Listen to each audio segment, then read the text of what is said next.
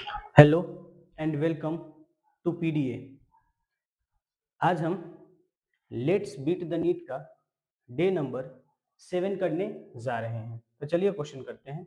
यह पहला क्वेश्चन है, the nymph of cockroach grow by moulting about 13 time to reach the adult form, मतलब option number 4। चलिए अगला क्वेश्चन। क्वेश्चन वाला, which of the following type of cell junction is responsible for the cementing of adjoining cell. तो जब भी cementing का बात किया जाता है तो हम बोलते हैं एडरिंग जंक्शन इसके लिए रिस्पॉन्सिबल है। अगला question, oxidation state of Cl, मतलब हमसे पूछा है क्लोरीन का ऑक्सीडेशन स्टेट ब्लीचिंग में कितना होगा। तो ध्यान रखना होता है कि Cl एक होता है प्लस का 1 और एक Cl जो होता है वो माइनस का 1 होता है। ऐसा ऑप्शन है क्या? ऑप्शन नंबर 3 है। चलिए अगला क्वेश्चन, ये है क्वेश्चन, AMU इक्वल टू, जो AMU होता है इक्वल वो 1/12 into mass of 12 carbon isotopes के बराबर होता है। ठीक है, तो ऑप्शन नंबर फर्स्ट हो जाएगा। इसमें कोई सब इंफॉर्मेटिव क्वेश्चन है। हाँ, यहाँ पर भी ये क्वेश्चन में क्या दिया हुआ है, which of the flowing graph is correct in into magnitude and measurement and u is the unit of measurement। मतलब क्वेश्चन में बोला है कि n न्यूमेरिकल वैल्यू है और u जो है वो यूनिट है। तो इसके लिए क्या ध्यान रखना है सर? इसके लिए सिंपल सा बात इतना ध्यान रखिए आप कि जो n1 u1 is equal to n2 u2 होता है, मतलब nu इक्वल टू कॉन्स्टेंट होता है। तो nu इक्वल टू कॉन्स्टेंट होता है तो इसमें कितना, मतलब कि n जो है वो इनवर्सली प्रोपोर्शनल टू u हो जाएगा। मतलब इसमें सभी ऑप्शन पॉसिबल है। इसके लिए ये भी पॉसिबल है और ये भी पॉसिबल है। हाँ ठीक है, ऑप्शन नंबर कौन सा हो जाएगा यहाँ पे? 4 हो जाएगा। चलिए अगला क्वेश्चन। हाँ, अगला क्वेश्चन में क्या बोला है कि द रिलेशन बिटवीन मोलैरिटी, है ना, molarity and molality, molality m given equal to rho मतलब डेंसिटी है और m1 का मतलब मॉलिक्यूलर मास है। ठीक है, तो ये सिंपल से एक फॉर्मूला होता है, m is equal to 1000 m upon 1000 into density minus m m1, है ना। तो ये कौन सा हो जाएगा? Option number 3। ठीक है, चलिए अगला क्वेश्चन। सिंपल सिंपल सा क्वेश्चन है, देखते जाइए करते जाइए, जस्ट लाइक अ रिवीजन। कल भी बोले थे, आज भी बोल रहे हैं, आगे भी बोलेंगे। देखते देखते हम देखिए कितना क्वेश्चन कर लिए, 123 क्वेश्चन कर लिए। लग रहा हो कि सर बिना काम के कर रहे हैं, नहीं। हर दिन अगर हम 5-5 क्वेश्चन भी करेंगे ना तो भी बहुत है, लेकिन यहाँ तो हम 20-20 क्वेश्चन कर रहे हैं, पता भी नहीं चलेगा और पता चलेगा कि सब जितना भी टेस्ट वेस्ट का क्वेश्चन था वो सब हो गया, है ना। तो यह एक अच्छा सीरीज हम सोच समझ कर के लाए हैं। बाकी आपको जैसा ठीक लगे। चलिए ठीक है, देखते हैं आगे क्वेश्चन कि when a unit of measurement of quantity are change its numerical value change. बोल रहा है कि व्हेन, अगर हम यूनिट ऑफ मेजरमेंट में क्वांटिटी को चेंज कर देते हैं तो न्यूमेरिकल वैल्यू भी क्या हो जाता है? चेंज हो जाता है। बात सही है। जैसे कि देखिए, अगर हम यहाँ पे लिखे 1000 मीटर, तो अगर हम इसको किलोमीटर में कन्वर्ट करना चाहते हैं तो ये कितना हो जाएगा? 1 किलोमीटर, है ना। तो 1 किलोमीटर मतलब देखिए कि जैसे ही हमने यूनिट को चेंज किया, न्यूमेरिकल वैल्यू क्या हो गया? चेंज हो गया। असर्शन सही है। दूसरी बात है, the smaller unit of measurement smaller the numerical value, मतलब कि यूनिट अगर स्मॉलर है तो क्या न्यूमेरिकल वैल्यू भी स्मॉलर है? नहीं, ये गलत बात है। यूनिट अगर स्मॉलर होता है तो न्यूमेरिकल वैल्यू बड़ा होता है ना। और अगर न्यूमेरिकल वैल्यू छोटा होता है तो यूनिट बड़ा होता है ना। तो क्या हो जाएगा? रीजन गलत हो गया। तो एसर्शन सही है जबकि रीजन क्या है? गलत है। ठीक है, अब अगला क्वेश्चन की तरफ चलते हैं। ये क्वेश्चन देखिए, ये भी अच्छा क्वेश्चन है। हाँ देखते हैं, ये भी अच्छा क्वेश्चन है। The force F on sphere of radius A moving in the medium with velocity v is given by F is equal to 6 pi eta AB, है ना। The dimension of eta is equal to, ठीक है। अब यहाँ पर हम आपको एक बार बता देते हैं कि A का मतलब होता है, A का मतलब होता है एरिया, ठीक है, और V का मतलब होता है यहाँ पे वेलोसिटी। इसका मतलब होता है वेलोसिटी, ठीक है। अब देखिए, फोर्स का हम जानते हैं क्या होता है? m L T minus to 6 और पाई एक न्यूमेरिकल मतलब कि ये कांस्टेंट है तो उसका कुछ नहीं होगा। ईटा का हमको निकालना है, ए का हो जाएगा एल स्क्वायर क्योंकि मीटर स्क्वायर होता है और जो डिस्टेंस होता है उसका यूनिट लेंथ होता है, डायमेंशन लेंथ होता है। और वेलोसिटी का क्या होता है एल टी माइनस वन, है ना। तो एक एल से एक एल कट जाएगा और एक एल से नहीं, एक एल से एक एल कट गया तो एम एल ऊपर जाएगा तो माइनस का 2 हो जाएगा और ये जाएगा तो माइनस का 3 हो जाएगा। तो ये हमारे पास ईटा का डायमेंशन हो गया एम एल स्क्वायर मतलब एल के पावर माइनस 2 और टी के पावर माइनस 3।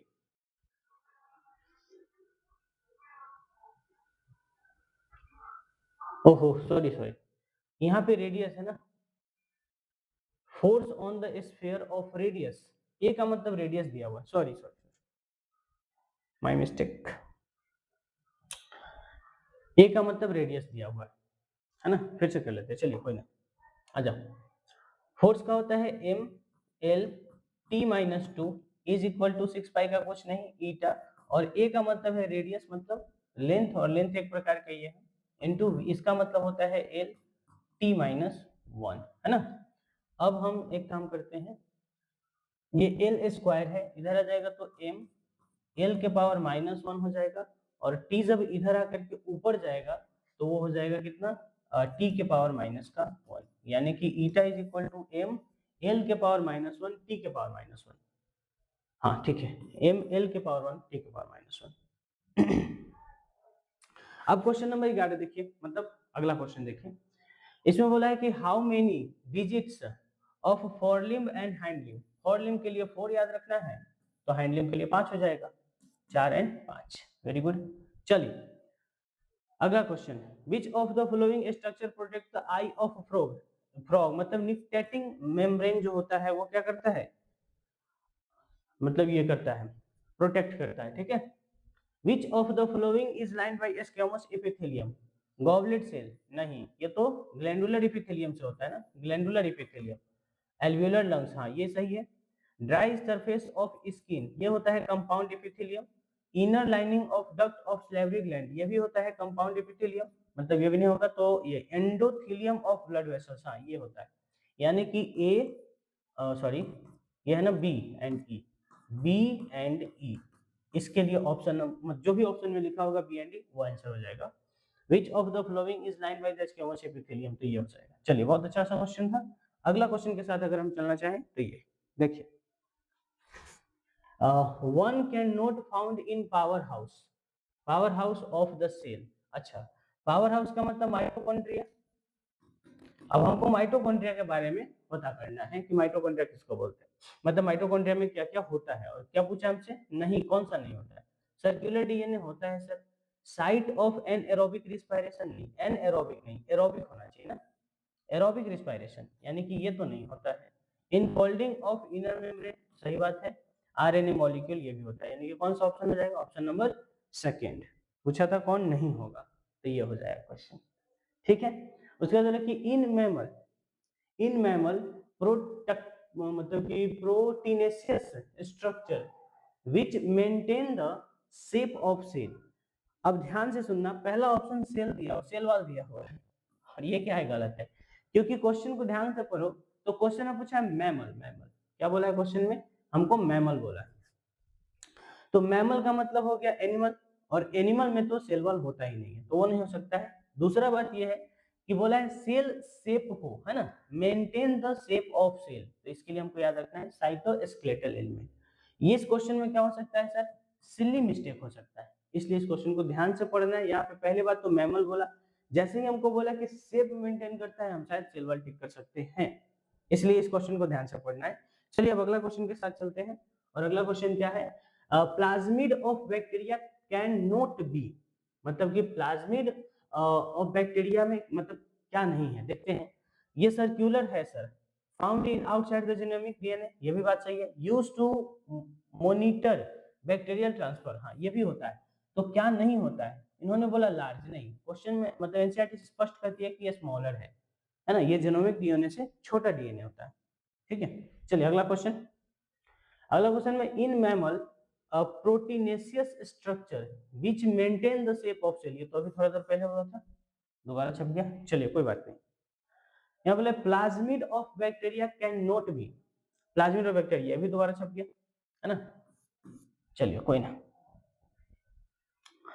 अगला क्वेश्चन, हाँ ये अच्छा, two element of X atom जिसका 75 दिया हुआ है y का, मतलब यह हुआ क्वेश्चन में कि हमको x का जो मास दिया हुआ है एटॉमिक मास वो am, एटॉमिक मास कितना दिया हुआ है 75 दिया हुआ है, y का एटॉमिक मास कितना दिया हुआ है 16 दिया हुआ है, x का परसेंटेज जो है वो 75.8 दिया हुआ है, तो हम यहाँ से y का परसेंटेज निकाल सकते हैं 24.2 होगा, 75 25 24, हाँ इतना होगा, ठीक है। अब हमको क्वेश्चन में बोला है कि द फॉर्मूला ऑफ कंपाउंड, इस तरह का क्वेश्चन जब भी पूछा जाए कुछ नहीं करना है, इससे आसान क्वेश्चन कुछ हो ही नहीं सकता। देखिए क्या करना है, जैसे कि जो भी परसेंटेज गिवन होता है वो, जैसे कि यहाँ पे कितना गिवन है हमारे पास 75.8 है ना, तो 75.8 डिवाइड बाय एटॉमिक मास, जो भी गिवन होता है एटॉमिक मास, एटॉमिक मोल, वेट, प्रतिशत, कुछ भी, उसको क्या करना है सीधे सीधे डिवाइड कर देना है ना। तो यहाँ पे कितना हो जाएगा ये, एक सेकेंड रुक जाइए, ठीक है। तो यहाँ से क्या करना है 75, और उसके बाद में ये हो गया x के लिए, और y के लिए क्या हो जाएगा हमारे पास गिवन है कितना 24 है ना, 0.2 डिवाइड बाई 16, ठीक। तो ये क्या हो जाएगा एक बार में कट जाएगा है ना, और ये कितना बार में 8 तिरका 24 यानी कि 3 और बटा 2, तो 1 हो गया, और ये हो गया हमारे पास 2 बटा, सॉरी 3 बटा 2 ना,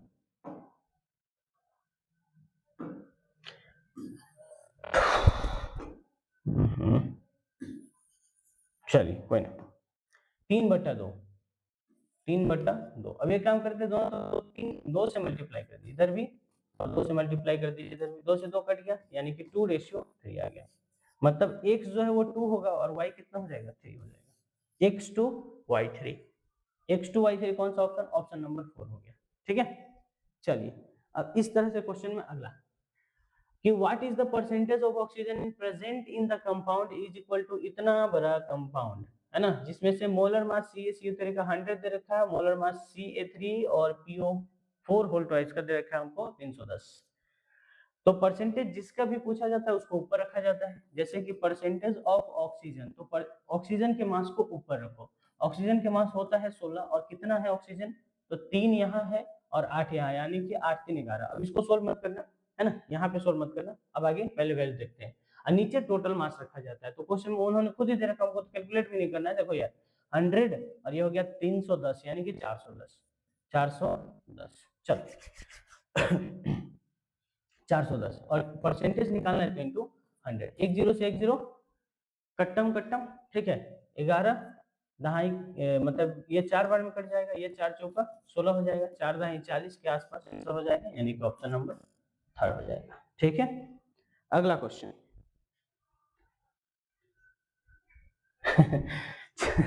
चलो इधर देखो, ये कौन सा क्वेश्चन है, law of multiple proportion illustrated to compound है ना, मतलब ये होता है कि दो कंपाउंड में से मिल करके एक या एक से मतलब दो या दो से अधिक एटम मिला होता है, बना होता है कंपाउंड, उसको क्या बोलते हैं लॉ ऑफ मल्टीपल प्रोपोर्शन बोलते हैं। जैसे कि देखो सल्फर डाइऑक्साइड और सल्फर ट्राइऑक्साइड है ना, मतलब कि सल्फर और ऑक्सीजन से मिल करके ही, सल्फर एंड ऑक्सीजन से मिल करके ही ये दोनों कंपाउंड बना हुआ है, और कंपाउंड अलग अलग है ना, तो ये मल्टीपल प्रोपोर्शन इसको बोलते हैं।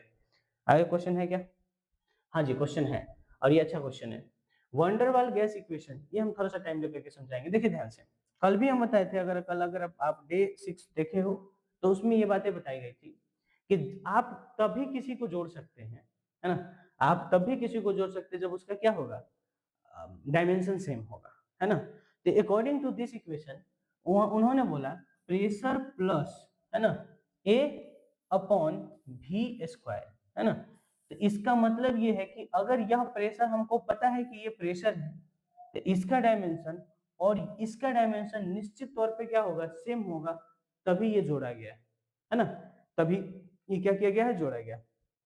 तो पहले तो हमको ये बात पता होना चाहिए। अब हम क्वेश्चन देखते हैं आगे क्या लिखा हुआ है, the dimension of constant A as given above, मतलब ए का डायमेंशन आपको बताना है गिवन इक्वेशन में, ठीक है ना। तो बहुत ही आसान है, इन दोनों को क्या कर देना है, बराबर कर देना। Pressure is equal to A upon V square, है ना। Pressure is equal to A upon क्या हो जाएगा, वी स्क्वायर हो जाएगा। तो ये बात हम यहाँ पे लिखे, थोड़ा सा जगह का जरूरत पड़ सकता है इसलिए इधर हटा, है ना। अब देखे ना, बड़ी अच्छा सा क्वेश्चन, मतलब कि मतलब ऐसे तो क्वेश्चन बहुत अच्छा है, लेकिन बहुत सिंपल भी है, इसको हम बहुत सिंपल भी क्वेश्चन के नाम से जानते हैं। देखना एक बार, जैसे प्रेशर को क्या लिख सकते हैं सर, प्रेशर को लिख सकते हैं force upon area is equal to, A को ए ही रहने दो, वी का मतलब वॉल्यूम है, तो एल का क्या हो जाएगा, क्यूब हो जाएगा, और फिर उसका स्क्वायर है ना। अब यहाँ पे आ जाओ, फोर्स का क्या लिख सकते हैं, अभी लिखे थे थोड़ा देर पहले, M L T minus two upon area क्या लिख सकते हैं, एल स्क्वायर लिख सकते हैं, इज इक्वल टू, ए हमको निकालना है, और यहाँ क्या हो जाएगा, एल के पावर 6 हो जाएगा, 3 दूना 6, एल के पावर कितना हो जाएगा, 6 हो जाएगा। अब देखना इधर, हम इसको इधर लेकर के आते हैं, इसको इधर लेकर के आते हैं, तो ये टोटल कितना हो जाएगा सर, एल के पावर 1 यहाँ है और 6 यहाँ है, तो 7 हो जाएगा, यानी कि एम एल के पावर, और ये 5 जो है कट जाएगा, तो एल के पावर 5 टी के पावर -2 इज इक्वल टू 1। और यह अब इस स्लाइड में, मतलब ये डे नंबर 7 में जितना भी क्वेश्चन किया गया उसमें से हमारे समझ के अनुसार से सबसे अच्छा क्वेश्चन है ये, है ना। और क्योंकि एनसीईआरटी का क्वेश्चन है, तो ये कभी भी आ सकता है ना, इसलिए इस क्वेश्चन को तो बहुत अच्छे से ध्यान रखना, और बहुत आसान सा क्वेश्चन है, कोई बड़ी बातें नहीं। कौन सा हो जाए, ऑप्शन नंबर 6, तरीका सही है तो सब सही है, नहीं है तो सब गलत। अब अगला question, choice the wrong statement, है ना, मतलब कि इसमें से कौन सा स्टेटमेंट रॉन्ग है ये बात करना है। तो डायमेंशनली करेक्ट इक्वेशन में भी करेक्ट, मतलब कि अगर डायमेंशनली करेक्ट है तो हो सकता है कि इक्वेशन करेक्ट हो, मतलब सही है, कोई दिक्कत नहीं। Dimensionally incorrect equation must be incorrect, थोड़ा देर के लिए सोचते हैं, रुक जाओ।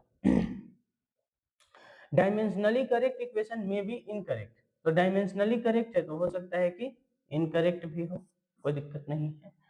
डायमेंशनली इनकरेक्ट इक्वेशन में भी करेक्ट, नहीं भाई, ऐसा तो हो ही नहीं सकता है कि कोई डायमेंशनली इनकरेक्ट हो और वो क्या हो जाए, सही हो जाए, मतलब करेक्ट हो जाए, नॉट पॉसिबल, है ना। तो ऑप्शन नंबर 4 हो जाएगा, यानी कि ये भी सही है ना। तो कौन सा ऑप्शन, कौन सा हो जाएगा इस आंसर, आंसर हो जाएगा 4, ऑप्शन नंबर 4, ठीक है। तो ये था डे नंबर 7, तब तक के लिए पढ़ाई करते रहे, ऑल द वेरी बेस्ट, फिर मिलेंगे कल, ओके बाय।